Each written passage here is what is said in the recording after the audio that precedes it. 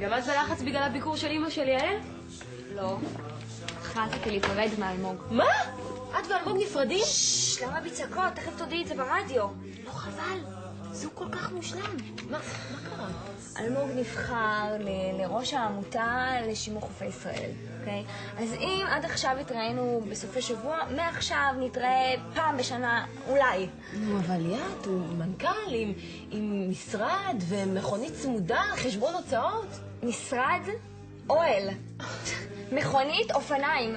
וחשבון הוצאות שמכסה מנה פלאפל גם, בקושי. טוב, אז באמת אין לך מה לחפש איתו. אתמול רבנו, והיום החלטתי שזהו. אז ניסחתי מכתב פרידה. תגידי לי מה דעתך. טוב.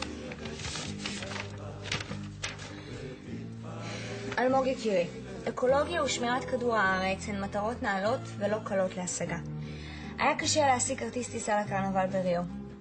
החלטה על פרידה קשה מאוד. פרידה היא זמן נפלא לגלות את עצמך, לכן החיים בכלל לא פשוטים. מבולבלים? גם אנחנו. מה הקשר בין ריו לפרידה של ליאת מאלמוג? מה ברור? זה טקסט מקושר, עם מילות קישור ומאזכרים. אפילו חזרתי על המילה פרידה. ליאת, סחטן על הקישוריות הלשונית, אבל מה בדבר לכידות רעיונית? מה הקשר בין אלמוג לקרנבל בריו? סתם, נזכרתי שרצינו לנסוע לקרנבל.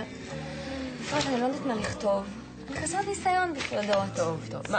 מה את רוצה להגיד תכלס? שהיחסים ביניכם השתבשו ולכן החלטת להיפרד, נכון? פחות או יותר. נו, אז תתמקדי ברעיון אחד. אני צריכה לחשוב ולנסח את המכתב שוב. לדעתי את צריכה לגנוז את